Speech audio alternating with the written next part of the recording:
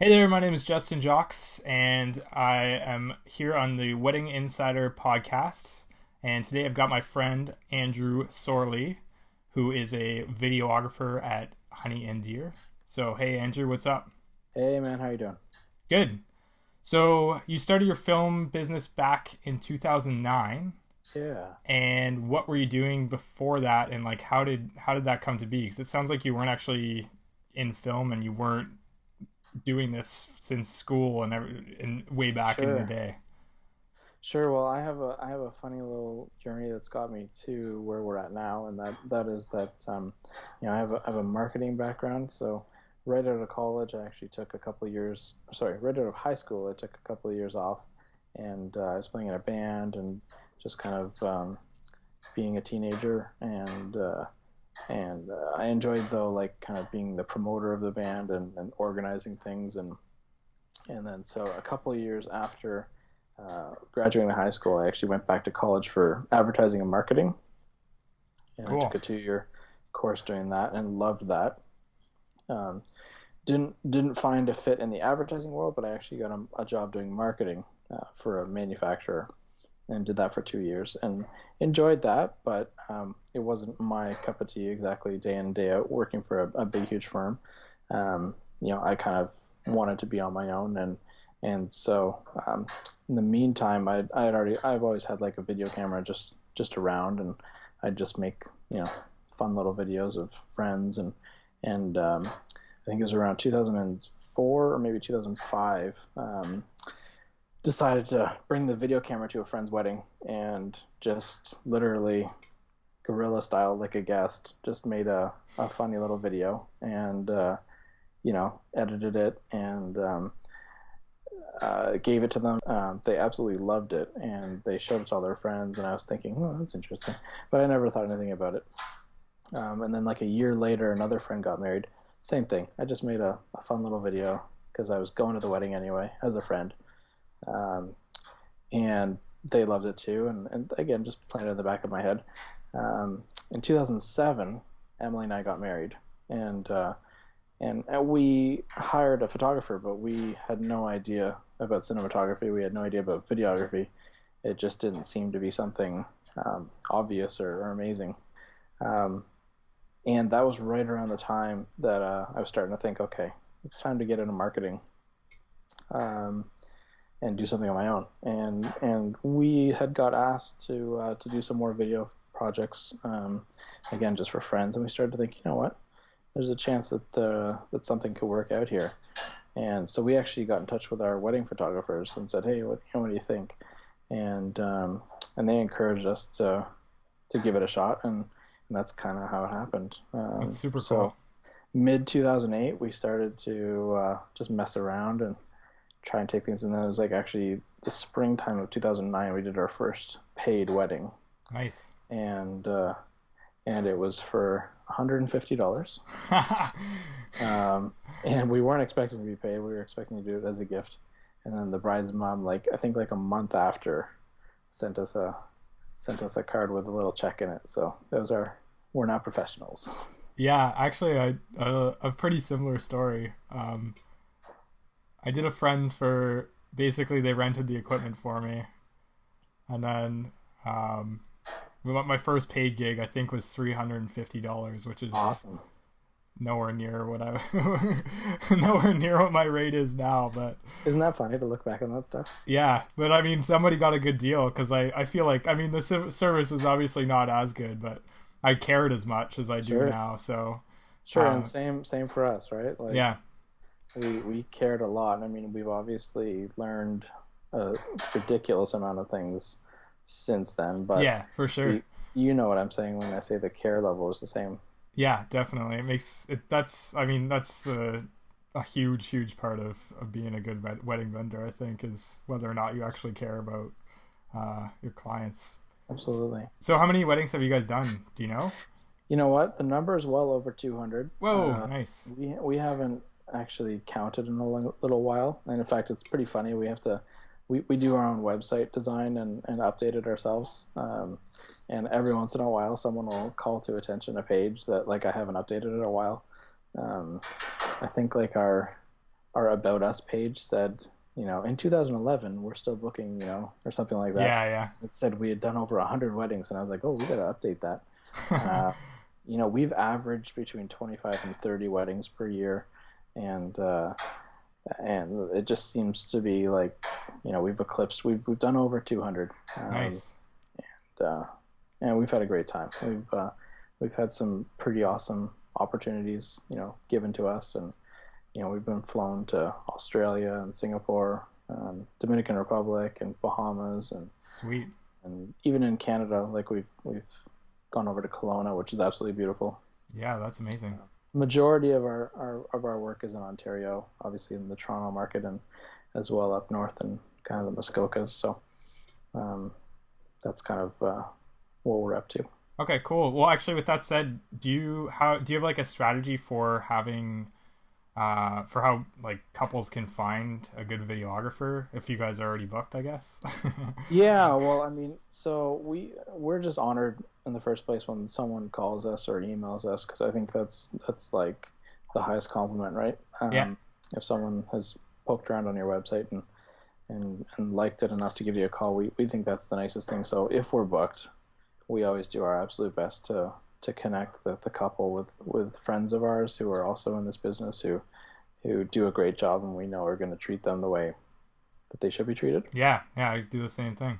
Yeah, so we actually have a small network, specifically in Toronto, of about eight or so other filmmakers that I would say are probably, similar in approach to what we're doing, and it's a nice little group of friends that we can bounce things off of. But we also share, um, business back and forth, and in the attempt of not only sharing business with our friends, but also taking care of the couples when they take the time to write in, right? Because it can be daunting For sure, yeah. to try. I get a lot of people that just seem very frazzled when they on their first call or their first And email the and thing that we forget, like you'll probably agree with me in that, like because we're immersed in this and we've been in it for so many years, we just think, oh, another wedding, no big deal. We don't actually think that way, but no, sometimes yeah, we get I so would say I try not to, but I know what you mean. but It's there's a easy to forget that it sure. is. But what we have to remind ourselves is that couples are planning one wedding. It's the first time they've ever done it, unless they're like a professional event planner. And the internet is a huge place, right? For So sure. um, it can be, it can be pretty easy to actually find the wrong fit. And even as much homework as you can possibly do, reading on blogs and websites and stuff, you have to, I believe, you have to get out and meet the person who you're going to be working with, and it's important for us. So Okay, cool. yeah, So I don't yeah, know. you suggest basically that they try and find someone online first, and then that's kind of would be Yeah, it, online. outside of obviously if they're outside of Toronto. If they're in Toronto, let's say just email Andrew. There you go. Well, we do travel for weddings, but online is Maybe if definitely they're in the middle of Australia. Well, I guess you travel there too. online is definitely the way that most people find us initially, and I would say that's probably half of the people that find us is through either a Google search or Style Me Pretty is a website Yeah, that we partner with. Um, but quite frankly, like we've built our business up through referrals. We have a few different brides who have actually connected us with about six or seven wow. other couples, and we just absolutely love that. It's kind of like when someone hires you to do a job, like that kind of feels good. But when someone refers you, that's like the sign that you've earned trust, right? Yeah, for And, sure. and for us, uh, we love that. It just feels good. It feels great. Yeah, definitely. Okay, so do you like you had kind of alluded to couples that make the wrong decision and end up hiring someone they don't work with, like how what mistakes would that person have made usually to in the process of hiring someone, do you think? um Well, I think it's important for couples to have really clear expectations and really clear um, understanding of what they want at the end of the day. Um, it's super easy to just look at the price tag of something and think, oh my goodness, I'll never be able to afford that, so that's a no. Um, and a lot of people do that. That's human nature, right? Yeah, But it's the wedding is such an interesting thing because it's an amazing party, obviously, but it's also a once in a lifetime thing for most people, and um, you can't do it over. You know what I mean? yeah, for sure. And so there are some people um, in every industry, not just the wedding industry, who act with less integrity than others, and that happens that happens everywhere, right? That's not just in the wedding industry. Um, and there are people who perhaps don't put the time and the effort and the care into taking care of the couple as other companies would, right? Yep, Um, and this concept of like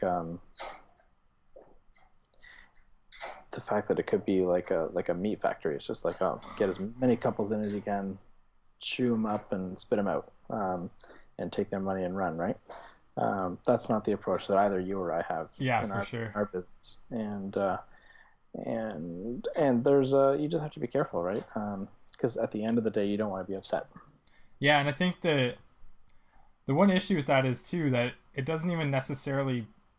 It's not even just price that so like price sometimes determines it. Like generally, lower price vendors are more of that meat factory thing. But you Sure. can also I've seen other vendors that are more expensive too, and it's a similar process. Yeah. Um, Yeah, and I mean a dollar amount is not going to like you just said it. A dollar amount is not going to be the only factor. Um, but what you can kind of lean on is if there's a company that what we'll say has the confidence to charge a higher price, you can at least go in with an anticipation that there's going to be some quality there. It for doesn't it sure. doesn't always mean that one leads the other, but you have a little bit better of a chance because if someone believes in themselves and they believe in the quality that they're offering, then they're going to charge for it. So Yeah, no, I definitely agree that generally lower priced vendors are a good and way and to and and potentially have a here's problem. But we also just said that we started out at that's what I was just going to say. Like everyone has got to start somewhere, and that's something that is a repeating trend. There's always going to be people charging less, and there's always going to be people charging more, and that's something I've learned in our 6 years of business is that um, no matter where you are, there's always going to be someone more expensive and someone less expensive. So the dollar amount is completely relative to your budget. yeah, for sure. So I mean, you kind of talked about your own story about your wedding video and how you don't have that to remember your wedding by.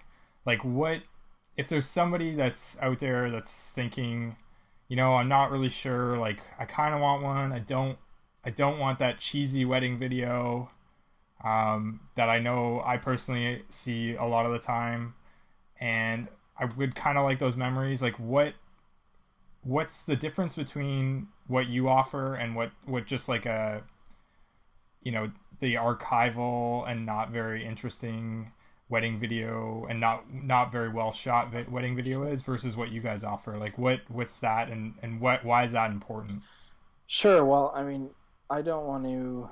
Um, I don't want to suggest uh, what other companies do. I'll talk about what we do. Sure, Uh, yeah, that's sorry, I don't want to put that's okay. words in your That's okay. mouth. That's okay. Just for the simple reason that everyone has their own way of doing Yeah, things, you're right. and we hope that people like the way we do things, but we're not for everyone as well. Yeah, We, there's a few key things that I think that we do. Maybe a little bit differently than other companies. Number one thing, like we don't have a team of of junior people. We have just one team, which is Emily and myself and our third shooter, whose name is Reese. Um, so we don't take on multiple weddings per weekend. Other companies do, and they do a great job of it. that business model is perfectly uh, awesome for a lot of people. But we've just always felt that keeping a small team works for us. Um, we do our best to get to know our couples before the wedding. Hmm. We try and connect with them at least for coffees, if not for some sort of a dinner, to to just again create that bond and create that relationship, so that on the wedding day we're not just some vendor that's showing up. We're Andrew and Emily, and we're friends. That's our goal.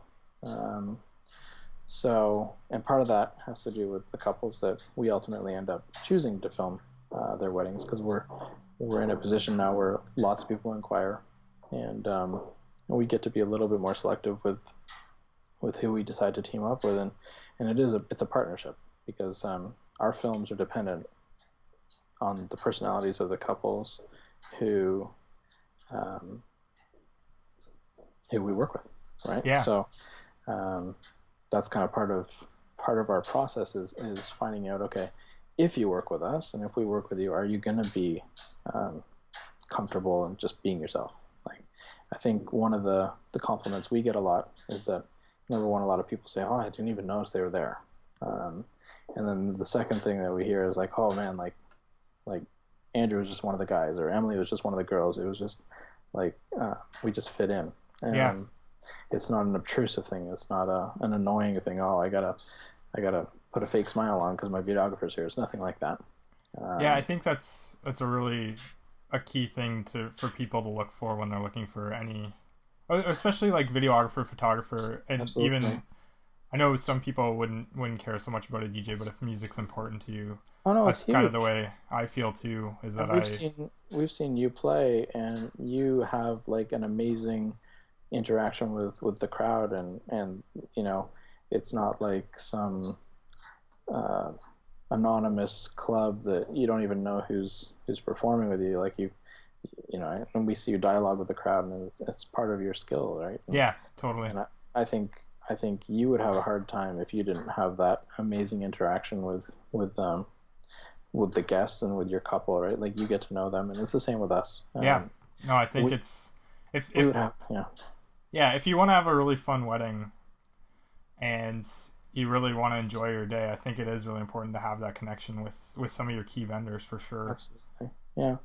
Um, so that's something that we take as a priority. And the other thing that we really do is we invest in our own education, and we're always trying to push ourselves forward. Some of my mentors in this business have kind of just said, "Hey, listen, once you think you've gotten to the level where you're quote unquote good enough, then that's when you're flatlining, and that's when you're you basically haven't given up. Like, you're always going to strive to be better and improve yourself." So one of the things Emily and I do is, like, at least once a year, if not twice a year, we go to a major conference or a major educational event, and we'll fly to it or we'll drive to it. Usually in the States, and we're always looking for even just like a small little thing that we can do better the next time, right? Cool. So that's a couple of things that I think set us apart. I mean, there's logistical things. If someone came to me and said, "Hey, how do you compare it to this company or your company?" I would take a little more time to think about it, but Yeah. I just know there are things that we do really well.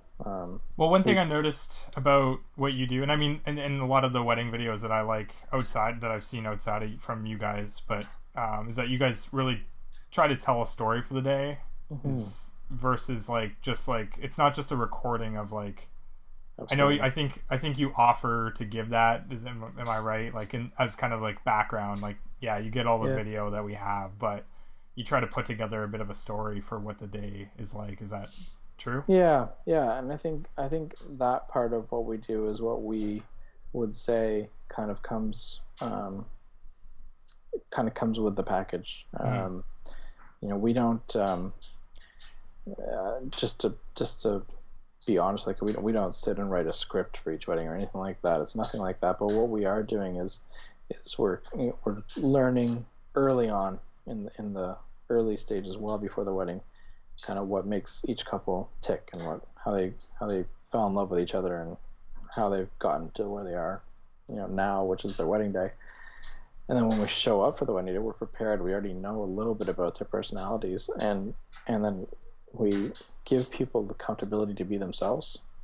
And if people are goofy on the morning, if they're all laughs and no stress and just having a great time, then that's the story we tell. If someone is like super butterflies, like nervous, like can't wait to see their bride or their groom, um, then we're telling a different story. It's like more of anticipation. It's more of a like, well, I can't wait, like excitement. Yeah, yeah. And then, quite frankly, some people are stressed and worried and anxious, and then we just use music and don't use our voices. But no, I mean, storytelling is kind of an overused word. Cinematography is an overused word. I mean, it's Right. all starting to become bland, the terminology now. Yeah. But um, what we're doing is we're making a film about your wedding day, and it can take different shapes. It can take different. We can take very different approaches. But at the end of the day, um, that's kind of how we do what we do. Cool. Yeah, So so no, it sounds like a couple a couple of things I was thinking of asking earlier were just about like how a couple could look good or make sure that they get the best video from their videographer, but sure. is Well, videographer the term I should be using?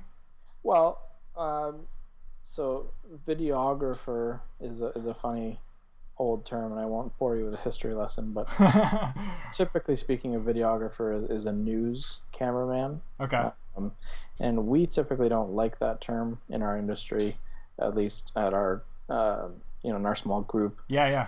So what should We I be using?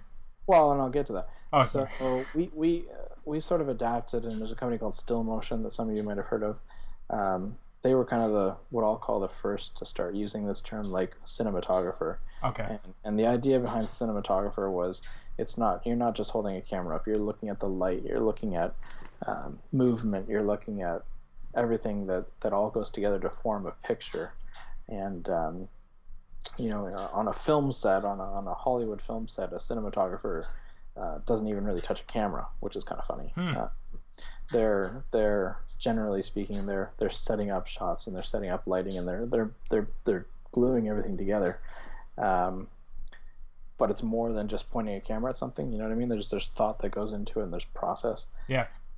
The other problem there, though, is that cinematographer became a buzzword so quickly, and the kind of entry level videographers were seeing that term and, ooh, that looks cool. They were using the term, but not doing what we'll call modern filmmakers were doing. And so it started to become kind of an oxymoron to use that term anyway. Um, so we kind of, as quickly as we started using the term cinematographer, we actually kind of stopped using it. We decided to call ourselves wedding filmmakers for a little while.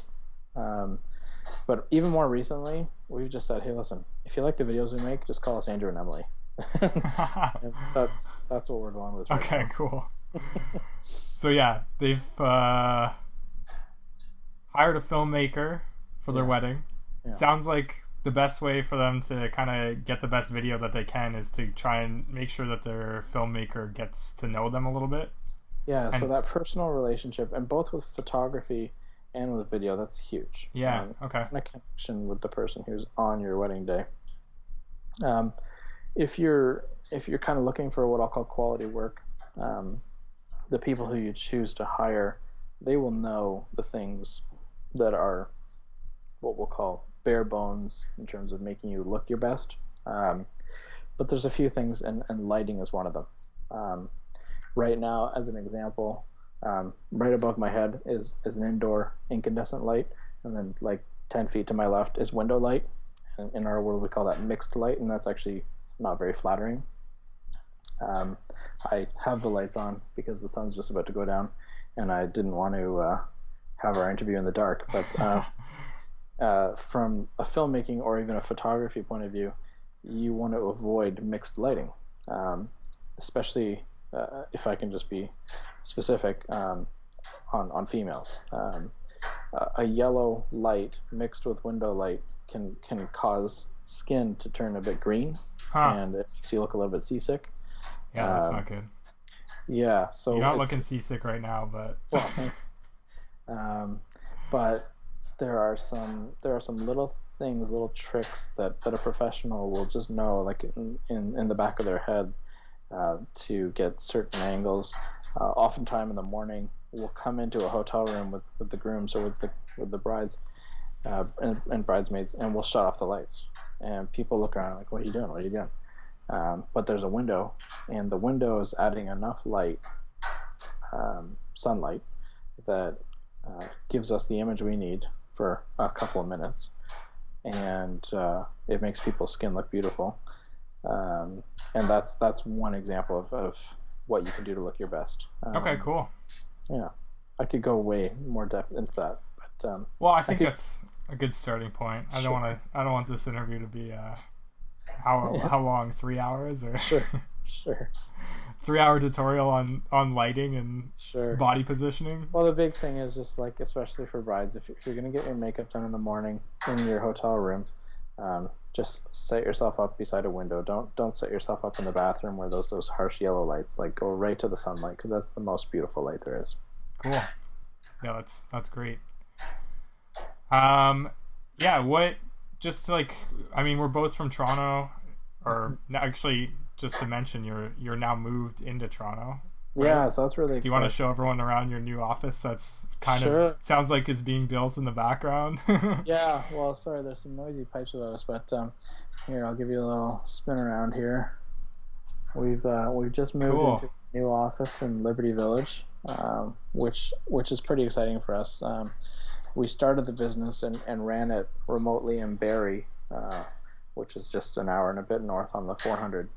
Um, and we did that for about 6 years. And so this is a new move for us. We've just been in here for about 3 weeks now.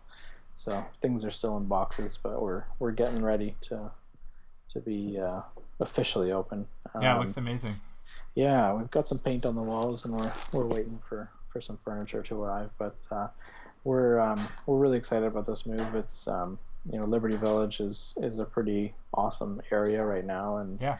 and there's all sorts of really great um, businesses in this area, and there's all sorts of young, like, people our age around, which we love. And Yeah, for sure. it's a really great neighborhood. So Cool. excited. Um, About so yeah, with that in Toronto, what are some of your favorite venues? Just give me like one or two or three, just from a that. Sure, perspective of like shooting video or just because you like them, I guess. sure. Well, one of our favorites is Steam Whistle, right downtown in the Roundhouse there. If you guys haven't been to Steam Whistle, you got to check it out. It's a very cool building. The staff are incredible to work with, very accommodating. Um, and Steam Whistle is beautiful because it's a blank canvas, and they already have lighting installed. They do have an in-house AV system that you have to use, and you bring in your own catering. But we have always found just the environment at Steam Whistle to be really great. You can do an outdoor ceremony on their property and have the skyline in the background, or you can do an indoor, and you can decorate it any way you want. We've seen all kinds of different styles, and it always looks great. And the cool thing is, they can your wedding guests get to have free tours of the brewery while you're doing your photos. So that's pretty cool. Yeah, Um, I yeah, like we have. that. I think we actually worked there once. It Yeah, was I one of believe the we. places we worked together. Yeah, Yeah. um, there are hundreds of venues in Toronto. Um, a lot of them are great. You want to be looking for things. This is what I tell our couples all the time. Like, it's one thing to kind of pick a venue and just for how it looks on a blog or how it looks in photos. That's one thing, but you have to think about some things that you might not think about, and things like bathrooms, For things sure. like how much space there is for your caterer if there's not an in-house caterer, For sure. parking, um, and just asking them, hey, like, what's included in the base rate, or how many extras are there? There's some venues out there that have a real low price, and so everyone's like, "Ooh, great!" And then literally, if you want to have toilet paper in the bathrooms, it's like an extra charge. If Yeah. if you want to have the lights turned on, that's an extra charge. For us, like when we're showing a same day edit, If you want us to turn on the projector screen, it's going to cost you $1,000. And it's just I like, know. you know, little things like that do add up. So make sure you're asking those types of questions.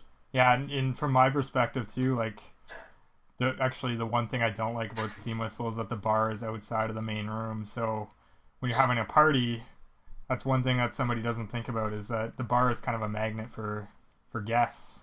Yeah. And if you don't really care and you just want, you want your guests to have fun, but it doesn't really matter, then that's fine. But if you want a I crazy think dance party, then it's I think important for the bar to it's be in the set same up area. different each time Okay. because we've worked multiple times there, and the bar is set up in the main room. Oh, nice. I think it depends on your guest list. If you have like over a certain number and the tables are just filling up the whole room, then I think they pull the bar back. But we've definitely seen the bar in the main room Yeah. on Cool. occasions. It might have just been your time there that you saw it that way. Yeah, and maybe I'm even forgetting that. I know that it was like that once or twice, but I've been there a bunch of times and I'm not Sure, sure. I just could be forgetting too. that's I okay. just try to always suggest like that's one point that's also important, but all those additional costs, when some venues are really good about it and some are like you're right, like some are just like charge you for everything, and Sure, it's frustrating when you hear that story from. right. Well, and it's everyone has to make their money, right? Because this is our livelihood, For and sure. we got to pay our rent. So I'm not about to say that one particular venue's way of doing things is wrong. Do I like it? Maybe not, but that's just my opinion. Yeah. Well, it's But something I there, think it's good for brides and grooms to at least be aware of. Like if you know that it's going to happen and you still want the venue, then it's not a problem at all. yeah, yeah, And at least if you're aware that it's possible, then it's not a problem. But absolutely. just I I think mean, some people are there's loads of great venues. I mean, if you want to for have sure. a big party, Hazelton Manor on Highway 407, basically, and the 400, or I think it might be Jane, by IKEA. Um, Yeah, I know what you're talking about. I've never been there. Really cool building. Again, it's like a big shell, and you can do whatever you want to it. But we did a wedding there that had over 600 guests, Whoa, I've and that never was a done a wedding big, that big. yeah, it was a big party, and yeah, we had a great time there. And again, the staff at Hazleton was really great to work with. Cool. There's loads of great venues. You know, there's a few venues that we don't really love, and won't say them now. But Yeah. if a couple asks us about them, we'll give our opinion about it. Cool. So yeah. Lastly, do you have any other specific vendors that you think might want to talk to me and that you would first recommend as vendors, but also may want to just Sure. talk about wedding stuff for a half hour? Yeah. Well, I mean, there's a there's an army of talented people in Toronto. Yeah, that's Uh, my problem. Is that I'm hoping that you can help me. I have a whole bunch of friends. I don't have that many people that do video, and that's why I was able to get you because I didn't yeah. feel bad saying I know Andrew and Emily are going to do an awesome job. Sure. Great spot to start. However, um, yeah, if you could give me even a few, and I'll contact them, and then that would be great. Are we still on video, or are you cutting this at Do this you point? want? Well, we can chat about it after if you want. That's fine. Yeah. Yeah. Well, I mean, we have a list of people on our website, and Oh yeah, actually yeah, I saw we that. have to update that because there's a lot of people on there that we've left off that we think are amazing, and it's not an insult, I promise.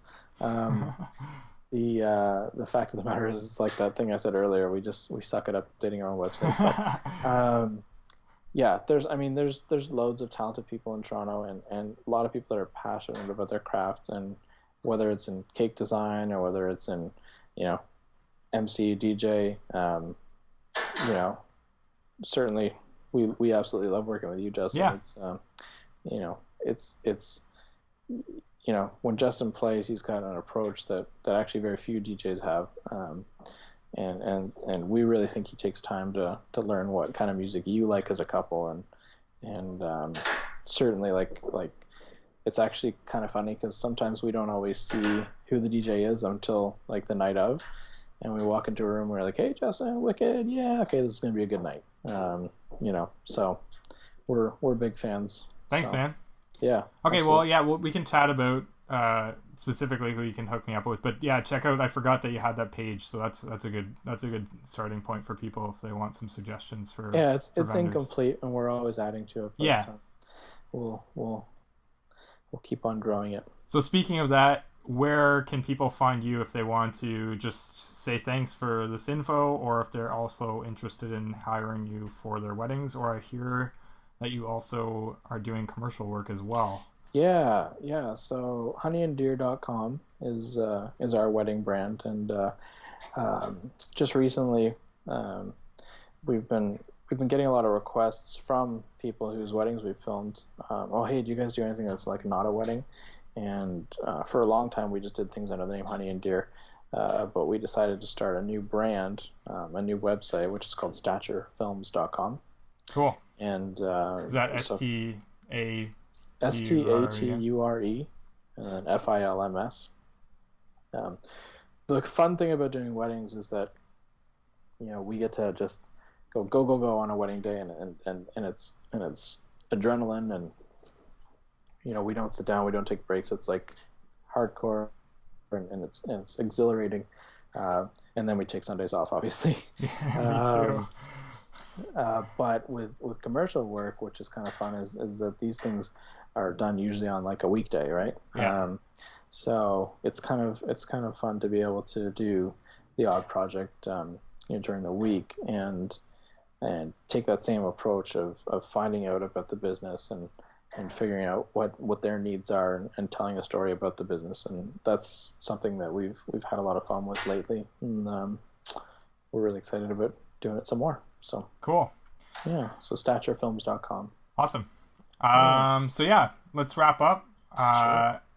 If I'm gonna make some notes from today's interview, and I'll post them on my site. It'll be indieweddingdj.com/podcast/honey. And I didn't want to put and deer because you might try and put an ampersand, or you might try and, so just honey. So just indieweddingdj.com/podcast/honey.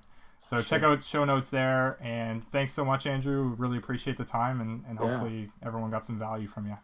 Cool. Well, hey, thanks so much for initiating this, and just absolutely love working with you, and yeah, had a great time today. So thanks. Thanks, man. All Hey, right. talk to you later.